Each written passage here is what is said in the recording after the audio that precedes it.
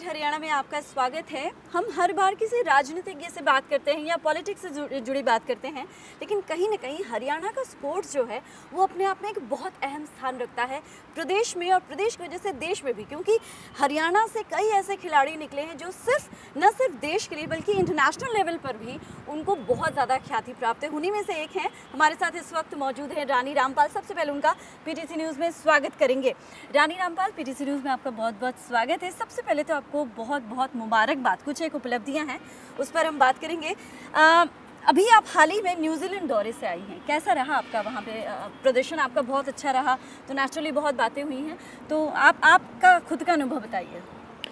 New Zealand tour काफ़ी अच्छा रहा हमारी टीम के लिए, बिकॉज़ वहाँ हम लोग हायर रैंक टीम से खेले, इंग्लैंड से एंड न्यूजीलैंड से, और काफ़ी सारा कुछ वहाँ से पॉजिटिव लेने के लिए है कि जैसे अभी हम ओलंपिक्स की प्रिपरेशन के लिए वहाँ पे गए थे एंड हमारी टीम ने काफ़ी अच्छा परफॉर्म किया एंड स्पेशली कुछ चीज़ें हैं जिनके ऊपर हमें काम करने की भी ज़रूरत है एंड नेक्स्ट कैंप्स में जो भी हमारा ट्रेनिंग होगा वो हमारे कोचेज़ उसके अकॉर्डिंगली प्लान करेंगे कि हमें और ओलंपिक्स से पहले क्या इम्प्रूवमेंट करने की जी जी, आपने कोच की बात की है तो कोच की ही बात कर लेते हैं। कोच बलदेव सिंह, जिनसे आपने ट्रेनिंग ली है, उनके बारे में थोड़ा सा बताइए, क्योंकि उनके बारे में हमने काफ़ी कुछ सुना है। मतलब जिसे बोलते हैं ना, एक जेम है कोच के हिसाब से, क्या कहेंगे?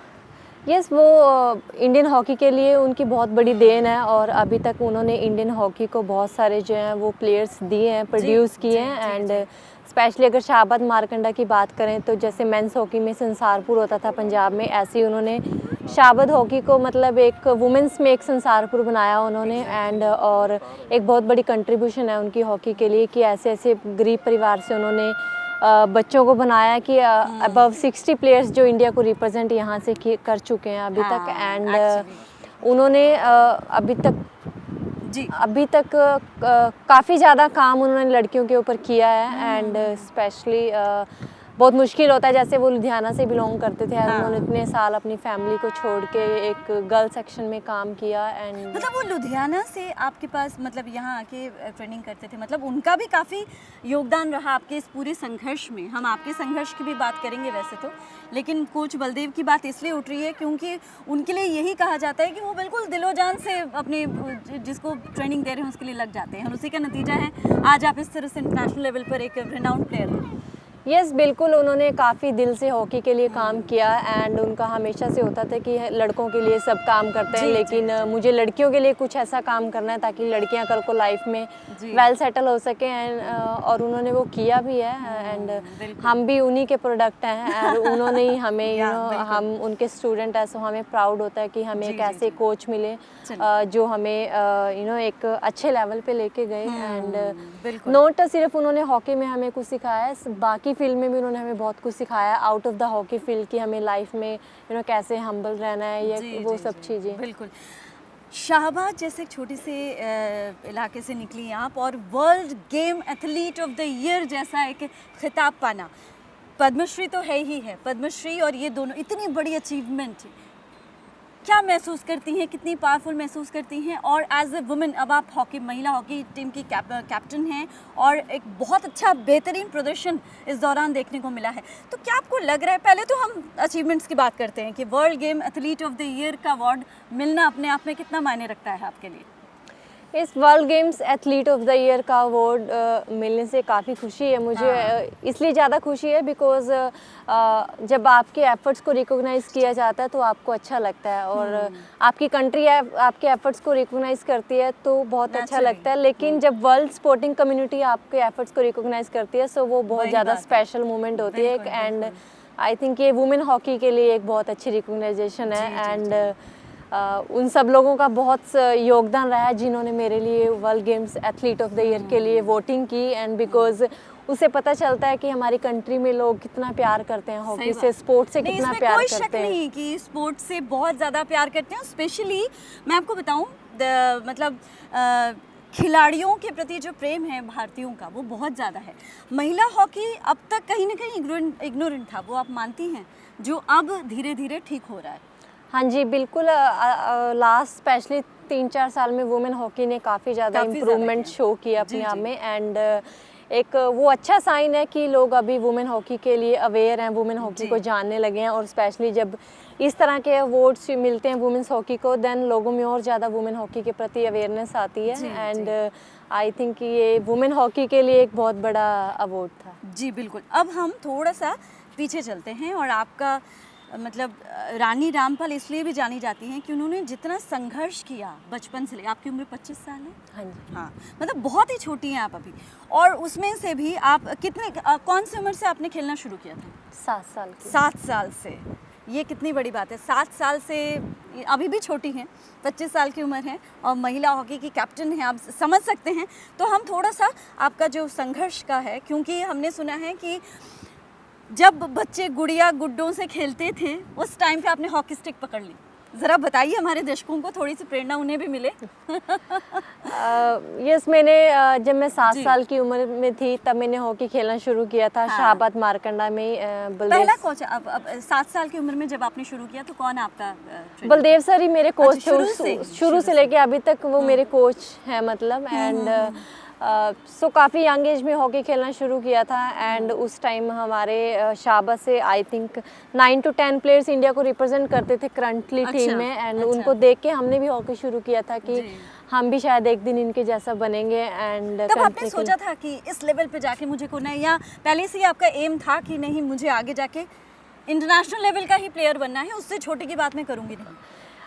नेचुरल जब आप छोटे होते हो तब आपको इतना ज़्यादा नहीं पता होता है इंटरनेशनल लेवल का। एंड आप धीरे धीरे खेलते हो, आप नेशनल्स वगैरह खेलते हो, उसके बाद आपको देख के पता चलता है जैसे जैसे आपकी एज भी बढ़ती है कि हम किस लिए हॉकी खेल रहे हैं, क्यों हॉकी खेल रहे हैं और हमें करना क्या है। ऑफ कोर्स बचपन में जब शुरू करते हैं तो एक आपको सिर्फ एक जुनून होता है कि मुझे खेलना है, सब बच्चे खेलते हैं। एंड वो शौकिया था शुरू, वो शौक था एक मुझे खेलने के लिए कि मुझे हॉकी खेलना है। एंड उसके बाद धीरे धीरे जब हम बाकी प्लेयर्स को देखते थे कि हमारे शाहबाद से इतने प्लेयर्स इंडिया के लिए खेलते हैं, देन हमें भी लगा कि हमें इनसे सीखना चाहिए एंड हमें भी कुछ करना चाहिए, इनके जैसा बनना चाहिए। एंड धीरे धीरे फिर हमने भी रोज़ मेहनत करनी शुरू की। एंड थोड़ा सा अपनी मेहनत का बताइए। मैं आपके संघर्ष के दिनों पर इसलिए स्ट्रेस कर रही हूँ क्योंकि वो जानना जो आज उभरती महिला हॉकी खिलाड़ी हैं वो कहीं ना कहीं आपको ही प्रेरणा मानती हैं। तो मैं चाहती हूँ हमारे चैनल के ज़रिए उन महिला खिलाड़ियों तक आपकी बात पहुँचे कि कोई भी चीज़ इतनी आसान नहीं होती, बहुत ज़बरदस्त मेहनत करनी पड़ती है। तो अपने संघर्ष के दिनों को तो मैंने सुना है कि आप भाई की शादी भी नहीं अटेंड कर पाई थी जस्ट बिकॉज कि आप प्रैक्टिस कर रही थी, या मैच था, क्या था? हाँ जी बिल्कुल। देखो लाइफ में आपको कुछ भी अचीव करना है उसके लिए आपको बहुत मेहनत करनी पड़ती है और आपको फर्स्ट उसमें बिलीव करना पड़ता है कि आप कुछ कर सकते हो लाइफ में। आपका लाइफ में कोई ना कोई गोल होना चाहिए कि मुझे उस गोल तक पहुंचना है और उस गोल के लिए मुझे क्या क्या काम करना है डेली, हमें उसके ऊपर फोकस करना चाहिए। और ऑलवेज जो भी हमारे टीचर्स होते हैं हमें उनकी बात सुननी चाहिए, उनकी रिस्पेक्ट करनी चाहिए उनके डिसीजंस की। बिकॉज समटाइम्स हमें लगता है कि वो गलत हैं लेकिन उनको हमारे फ्यूचर के बारे में ज़्यादा पता होता है कि हम कहाँ स्टैंड करेंगे और आप किस तरह से खेल रही हैं वो भी आपके कोच को बेहतर पता होता है। यस बिल्कुल। और मेहनत, मुझे लगता है मेहनत के बिना आपका लाइफ में सक्सेस होना बहुत मुश्किल है। मेहनत का कोई शॉर्टकट नहीं है, मतलब सक्सेस होने के लिए आपको मेहनत करनी पड़ेगी। और मेरे केस में ऐसे था कि जैसे मैं बहुत गरीब परिवार से बिलोंग करती थी और आज से 20 साल पहले हरियाणा में जहाँ लड़कियों को घर से बाहर नहीं निकलने देते थे, स्पोर्ट्स करना बहुत मुश्किल चीज़ थी। लेकिन मैंने अपने पेरेंट्स को काफ़ी मनाया कि मुझे हॉकी खेलनी है। अच्छा, पेरेंट्स आपके शुरू से ही सपोर्टिव थे और एकदम शुरू नहीं, पहले वो मुझे मना करते थे कि नहीं खेलना बिकॉज उनको भी थोड़ा सोसाइटी का प्रेशर रहता था। रानी रामपाल को भी पेरेंट्स से जैसे नॉर्मली होता है शुरू में कहा जाता है कि क्या होगा खेल के, क्योंकि वो जैसे मेरे पेरेंट्स इतने ज़्यादा एजुकेटेड नहीं थे लेकिन उनको सोसाइटी का जो एक प्रेशर होता है कि लड़की है घर से बाहर निकालेंगे पता नहीं क्या होगा, वो हमेशा पेरेंट्स को रहता है। एंड वो उनको भी था, लेकिन वो ट्रस्ट बिल्ड करने में बहुत टाइम लगा मुझे भी कि मैं लाइफ में कुछ अच्छा कर सकती हूँ। एंड जैसे हम एक कच्चे घर में रहते थे तो मुझे भी ये था कि मुझे एक दिन अच्छा प्लेयर बन के कुछ लाइफ में अच्छा करके एक अच्छा घर बनाना है ताकि मेरे पेरेंट्स हैप्पीली रह सके वहाँ पे और मैं भी एक अच्छी लाइफ जी सकूँ। तो स्टार्टिंग में काफ़ी मुश्किल था कि जैसे अगर आप ऐसे फैमिली से बिलोंग करते हो तो आपके पास हॉकी स्टिक्स नहीं होती, शूज़ नहीं होते, उसमें मेरे जो कोच हैं, सीनियर प्लेयर्स हैं, उन्होंने मुझे बहुत हेल्प की कि हॉकी स्टिक्स प्रोवाइड करना, शूज़ किट प्रोवाइड करना। अच्छा। एंड या वो दिन काफ़ी मुश्किल थे, लेकिन मुझे ऐसा लगता है कि अगर शेड्यूल बताएंगे, मतलब वही अगर हम शुरू से देखें कि आपका शेड्यूल कैसा रहा, कि आप सुबह उठ के कितने बजे उठना, उसके बाद क्या करना, एक पूरे एक दिन का शेड्यूल थोड़ा सा बताइए। हमारा बचपन में कंटिन्यूसली 13-14 साल यही स्केड्यूल रहा, मतलब 365 डेज यही स्केड्यूल होता था कि मॉर्निंग में 4 o'clock उठना है एंड 4:30 घर से निकलना है, बिकॉज 4:45 ग्राउंड पे पहुंचना है आपको एंड 5 बजे हमारी ट्रेनिंग शुरू हो जाती थी। नो मैटर कितनी ठंड हो रही है, गर्मी है, बारिश है, लेकिन आपको डेली ग्राउंड में आना है और ट्रेनिंग करनी है। तो बारिश में भी आपको जाना था? बिल्कुल जाना है। एंड इसमें देखा जाए हमारे कोच वो बहुत पंक्चुअल थे कि वो हमसे भी पहले ग्राउंड में पहुंच जाते थे सुबह। और बलदेव सिंह जी की बात यस, और कभी ऐसा नहीं होता था कि हम ग्राउंड में ठीक है 5 मिनट लेट चले जाएंगे, कोई बात नहीं, अगर 5 बजे का टाइम है तो हमें 4:45 ग्राउंड में पहुंचना ही पहुंचना है।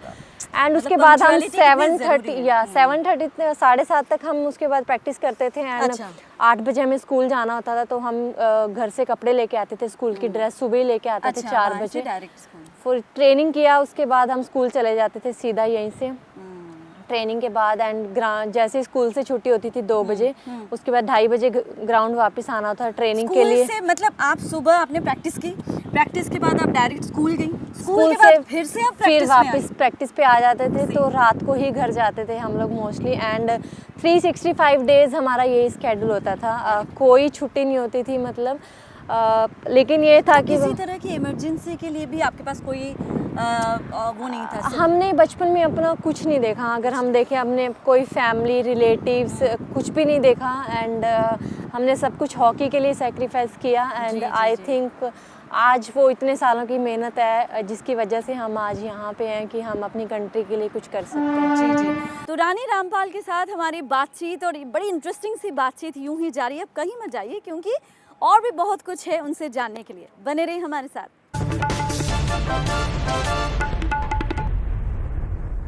ब्रेक के बाद स्वागत है आपका स्पॉटलाइट हरियाणा में। हमारी बातचीत चल रही है महिला हॉकी की कैप्टन रानी रामपाल के साथ। आपने करीब 200 इंटरनेशनल मैचेस खेले हैं, एक बहुत बड़ी बात है। 25 साल की उम्र में आप सोच सकते हैं, 25 साल की उम्र में रानी रामपाल सिर्फ 25 साल की हैं, 200 इंटरनेशनल मैचेस अब तक खेल चुकी हैं। सबसे पहले तो उसके लिए आपको बहुत बहुत बधाई, दिल से बधाई, शुभकामनाएं आपको। अब ये बताइए, ये 200 इंटरनेशनल मैचेस का आपका एक्सपीरियंस और किस तरह से आप इस चीज़ को देखती हैं, इतनी छोटी उम्र में इतनी बड़ी उपलब्धि? मैंने बहुत यंग एज में इंडिया के लिए खेलना शुरू किया था, जब मैं 15 साल की थी, जब मैंने इंडियन टीम में खेलना शुरू किया था। एंड उसके बाद मुझे यही था कि एक बार जब मैं इंडियन टीम में आई तो उसके बाद मुझे वापस पीछे मुड़ के नहीं देखना एंड कंटिन्यूसली मेहनत करनी है, ताकि मैं लॉन्ग टाइम के लिए अपनी कंट्री को रिप्रेजेंट कर सकूं और अपनी कंट्री के लिए मेडल लेके आ सकूं। एंड काफ़ी डिफ़िकल्ट जर्नी थी और काफ़ी अच्छी जर्नी भी थी, काफ़ी सारे अप्स एंड डाउन्स आए उस जर्नी में। काफ़ी सारी अच्छी मोमेंट्स भी आई जहां हमने कंट्री के लिए अच्छा किया, काफ़ी सारी ऐसी मोमेंट्स भी आती हैं जहां आपको लगता है कि पता नहीं आप इससे आगे जाओगे या नहीं जाओगे। काफ़ी सारे स्पोर्ट्स में बहुत सारी इंजरीज़ होती हैं, जब आप स्ट्रगल करते हो उन इंजरीज़ के साथ। काफ़ी सारी समटाइम्स आपको इतना क्रूशल टूर्नामेंट हार जाते हो, मैचेस हार जाते हो और आप आपको उम्मीद नहीं होती कि आप एकदम से यस और आप उसके बाद आप कैसे एक बार गिरने के बाद कैसे आप वापस उठते हो, वो सब चीज़ें हमें स्पोर्ट्स सिखाती है। एंड मेरा ऑनर है कि मैं अपनी कंट्री के लिए 200 मैच खेली हूँ, बिकॉज बहुत कम प्लेयरों को ये चांस मिलता है, अपॉर्चुनिटी मिलती है कि अपनी कंट्री के लिए खेलें। एंड मुझे मिली है, so I am trying my best कि मैं जितना कंट्री के लिए कर सकती हूँ। अपने घर के बारे में थोड़ा बताइए, आप अकेली हैं या भाई बहन हैं आपके? नहीं, मेरे मदर फादर हैं, मेरे 2 भाई हैं, दोनों मैरिड हैं। जैसे आपने कहा था कि भाई की मतलब बहन नहीं है कोई आपकी? नहीं, मैं 2 भाई हैं। आप छोटी हैं? हाँ, मैं सबसे छोटी हूँ। भाइयों से कितना ज़्यादा आपको एनकरेजमेंट मिला? नॉर्मली होता है कि घर में जो भाई होता है वही बताते नहीं, सुरक्षा की दृष्टि से कि नहीं बाहर न जाए, थोड़ा प्रोटेक्टिव ज़्यादा होते हैं वो। तो क्या आपके भाइयों से भी ऐसे ही प्रोटेक्शन, ओवर प्रोटेक्टिव होना ऐसा फील हुआ कभी, या वो हमेशा आपको एनकरेज करते रहे कि नहीं कोई बात नहीं? स्टार्टिंग में शुरू में थोड़ा थोड़ा होता था, लेकिन उसके बाद जब वो भी बाकी प्लेयर्स को देखते थे कि यहाँ ग्राउंड में इतने बच्चे खेलते हैं, एंड सो उनको भी लगा कि चलो हम भी हॉकी में डाल देते हैं इसको। एंड सो वो बचपन में फिर उन्होंने भी सोचा कि चलो बाकी सब बच्चे खेलते हैं, इसको भी खेलने देते हैं। एंड मतलब शुरू से ही सपोर्टिव थे, सिंपल सी बात है। अब हम बात करेंगे ओलंपिक की, जिसके बारे में सारे खिलाड़ियों का, सभी खिलाड़ियों का मेरे ख्याल से अभी यही एक सपना है कि भाई टोक्यो ओलंपिक में कुछ कर दिखाना है। उसके लिए आपकी तैयारी कैसी है? हर प्लेयर का या किसी भी टीम का एक ड्रीम होता है कि वो अपनी कंट्री को ओलंपिक्स में रिप्रेजेंट करे और उसमें मेडल जीते। तो हमारी टीम का भी यही है कि हम अपनी कंट्री को रिप्रेजेंट कर रहे हैं, और अभी इंडिया ने सेकंड टाइम कंटिन्यूसली हिस्ट्री में जो है वो ओलंपिक्स में क्वालिफाई किया है। बिल्कुल। सो हमारी टीम काफ़ी अच्छा परफॉर्म कर रही है लास्ट काफ़ी टाइम से, एंड हमें पूरी उम्मीद है कि हम ओलंपिक्स में अच्छा परफॉर्म करेंगे। एंड हमारा पूरा फोकस है कि हम ओलंपिक्स में कुछ अच्छा करें और हम बाकी जो हमारी इंडिया में बाकी वुमेन्स हॉकी प्लेयर्स हैं उनके लिए एक इंस्पिरेशन बने। टीम की तैयारी किस तरह प्लान कर रहे हैं, क्योंकि वहाँ जाके बहुत बड़े चैलेंजेस आपको मिलने वाले हैं, ये आपको भी पता है। वहाँ एक से एक धाकड़ धुरंधर जो टीमें हैं वहाँ आने वाली हैं। सबसे बड़ा चैलेंज आपको कौन से देश से मिलने वाला है और उसके लिए आपकी क्या तैयारी है? ओलंपिक्स में कोई भी टीम इजी नहीं होती है, एंड बिकॉज वहाँ 12 टीम्स आ रही हैं। होती हैं कि जिनके लिए आज के टाइम में देखा जाए तो आज के टाइम में हॉकी में ऐसा हो गया कि आप किसी भी टीम को इजी नहीं ले सकते, नो मैटर वो रैंकिंग में 20 है या 50th है। लेकिन जिस टाइम पे जिस दिन पे जो टीम अच्छा खेलती है वो जीत जाती है, बिकॉज हॉकी बहुत स्पीडी एंड फास्ट गेम हो गई है आजकल। एंड सभी टीमों ने काफ़ी इम्प्रूव किया अपने आप को पहले से। एंड सो आप किसी भी टीम को इजी नहीं ले सकते। एंड हमारा यही है कि हम जो हमारे जो फर्स्ट पूल गेम्स हैं हम उसमें अच्छा परफॉर्म करके वो जीते। यानी शुरू से ही अपना जो परफॉर्मेंस है आपकी वो पावरफुल रहे, ताकि बूस्टअप भी मिले टीम को और दूसरे टीमों को भी कहीं ना कहीं चैलेंज के तौर पर आपको जी ये चीज़ है। अच्छा, अब मुझे ये बताइए कि कोई एक प्लेयर या कोई एक खिलाड़ी होगा जिससे, आपकी टीम की ही मैं बात कर रही हूँ, आपके अलावा कोई एक खिलाड़ी ऐसी है जिसे आप देख रहे हैं कि ये अगर थोड़ी और मेहनत करे या ये और अच्छा प्रदर्शन करे तो हमारी टीम तो टोक्यो में कुछ करके ही आएगी, ऐसा कोई है? या आप ओवरऑल टीम को या बहुत बेहतर मानती हैं? मैं टीम को बहुत बेहतर मानती हूँ, बिकॉज हम टीम स्पोर्ट्स खेलते हैं, एंड टीम स्पोर्ट्स में कभी भी एक प्लेयर अकेला कुछ नहीं कर सकता सब कुछ, और स्पेशली एक बिल्कुल हायर स्टेज पे जाके बहुत मुश्किल होता है। एंड जैसे टीम स्पोर्ट्स खेलते हैं सबकी अपनी अपनी एक जॉब होती है टीम स्पोर्ट्स में कि मेरी जॉब क्या है टीम के लिए, एंड जब हम सभी वो अपनी अपनी ड्यूटी पूरी करते हैं तभी हमारी टीम जीतती है। एंड सो मुझे लगता है कि हमारी पूरी टीम ही बेहतर है और हमें एज अ टीम ही खेलेंगे तभी हमें रिजल्ट मिल सकता है। बिल्कुल। अब हम थोड़ा सा सरकार की तरफ से जो खेलों को मदद मिल रही, हरियाणा सरकार की हम थोड़ी बात कर लेते हैं। हरियाणा सरकार ये दावा करती है कि खेलों के लिए जितना प्रदेश सरकार करती है, जितनी मदद खिलाड़ियों की प्रदेश सरकार करती है, खेल नीति जो है वो दूसरे प्रदेशों में नहीं मिलता। क्या आपको ऐसा लग रहा है? क्या वाकई ऐसा है? क्योंकि बीच में कुछ खिलाड़ियों ने ऑब्जेक्शन किया था कि उनको पुरस्कार राशि नहीं मिली, प्रोत्साहन राशि जो मिलती है वो भी नहीं मिला, अवार्ड अनाउंस करके वो फिर नहीं दिया गया। तो ये चीज़ें क्या खिलाड़ियों के मॉरल बूस्ट को डाउन करती हैं? हरियाणा आई थिंक इंडिया का सबसे नंबर 1 स्टेट है स्पोर्ट्स में कि हरियाणा की जो पॉलिसीज़ है वो हमेशा प्लेयर्स को इनकरेज करती हैं और ज़्यादा मोटिवेट करती हैं। और हरियाणा सरकार हमेशा ही प्लेयर्स के एफर्ट्स को रिकॉग्नाइज करती है, जो भी हरियाणा से निकल के एक इंटरनेशनल लेवल तक पहुंचता है। वो हरियाणा सरकार की शुरू से एक बहुत अच्छी एक पॉलिसी है कि जिससे काफ़ी सारे प्लेयर्स जो हैं हरियाणा से आते हैं। वो किसी भी स्पोर्ट्स में हम देख सकते हैं, डिफरेंट स्पोर्ट्स में। एंड हरियाणा को देख के बाकी स्टेट्स ने भी थोड़ा अपने आप को इम्प्रूव करना शुरू किया। जैसे उड़ीसा गवर्नमेंट है अभी वो स्पोर्ट्स के लिए बहुत अच्छा कर रही है, एमपी गवर्नमेंट लगा लो। सो आई थिंक हरियाणा गवर्नमेंट ने एक अच्छा एग्जांपल सेट किया है बाकी स्टेट्स के लिए कि अगर हम स्पोर्ट्स पर्सन्स को इनकरेज करेंगे तो हम पूरी कंट्री में से कहीं से भी स्पोर्ट्स पर्सन अच्छे निकाल सकते हैं। एंड या आई थिंक हरियाणा एक स्पोर्ट्स का हब है और उसमें गवर्नमेंट तो है, कम से कम सरकार तो ये दावा ज़रूर करती है। और ये बात भी है कि जितने खिलाड़ी हरियाणा से निकले हैं और बेहतरीन खिलाड़ी निकले हैं, ये वाकई अपने आप में हरियाणा की एक बहुत बड़ी अचीवमेंट है। इसकी मिट्टी में ही कुछ ऐसा है कि इतने अच्छे अच्छे खिलाड़ी निकल जाते हैं। और शायद जैसे आप कह रही हैं कि सरकार की तरफ से हेल्प भी काफ़ी मिल रही है। आप जो नई खेल नीति है सरकार की, क्या आप उससे खुश हैं? क्योंकि इधर बीच रेसलर कुछ एक हैं जैसे अगर हम पुनिया की बात करें या फिर बबीता फोगाट की बात करें, उन्होंने थोड़ी ऑब्जेक्शन जताई थी इसी खेल नीति को लेकर। क्या आपको लगता है कि सरकार की जो हालिया खेल नीति वो ठीक है हम आपके लिए, आपके जो नए खिलाड़ी आ रहे हैं उनके लिए? हमारी सरकार ने, अभी हरियाणा सरकार ने जो है वो पॉलिसी पहले से बहुत चेंज की है। एंड जब वो बात हुई थी बबीता फोगाट वगैरह वाली, उसके बाद भी हरियाणा सरकार ने पॉलिसी में काफ़ी सारे चेंजेस लेके आए हैं। और सरकार हमेशा प्लेयर्स की बेटरमेंट के लिए सोचती है कि हम प्लेयर्स के लिए क्या बेटर कर सकते हैं हमेशा, एंड वो हमेशा करते भी हैं। और प्लेयर्स जब भी उनके पास जाते हैं कोई प्रॉब्लम्स लेके, वो हमेशा उसको सोल्यूशन निकालने की कोशिश करते हैं। जी जी जी। अब हम आपके शौक की बात करते हैं।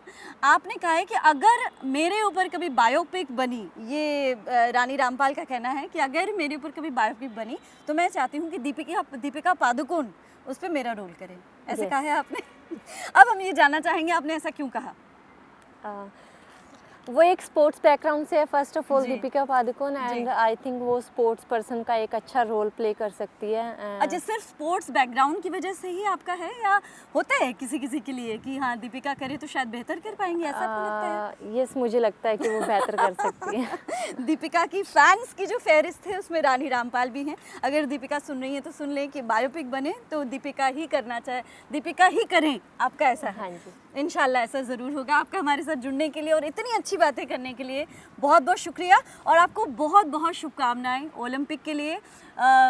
ईश्वर करे कि आपकी पूरी टीम बहुत अच्छा प्रदर्शन करे और गोल्ड मेडल लेकर ही देश वापस आए। Thank you so much. हमारे दर्शकों को कुछ कहना चाहेंगी जाते जाते आपके लिए? शुभकामनाएं। जो भी दर्शक पीटीसी न्यूज़ देख रहे हैं, आप सभी पीटीसी न्यूज़ देखते रहिए, जो कि इंडिया नहीं, आपके लिए बताइए, पीटीसी न्यूज़ का छोड़िए, आप अपने लिए बताइए कि आपके लिए दुआएं करें और ओलंपिक के लिए क्या आप जो वो उम्मीद कर रहे हैं उस पर आप कितना खरा उतरेंगे, ज़रा बता दीजिए।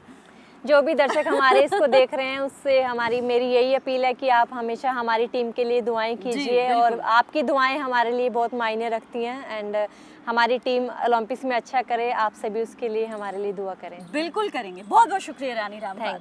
तो ये थी जैसे हम कह सकते हैं चैंपियन और महिला हॉकी टीम की कैप्टन और पद्मश्री अवार्ड विनर और बहुत सारी उपलब्धियों से नवाजी जा चुकी रानी रामपाल। उनके साथ बातचीत आपको कैसे लगी हमें ज़रूर बताइए। अगले हफ्ते एक और शख्सियत या मुद्दे के साथ हाजिर होंगे। इजाज़त दीजिए, नमस्कार।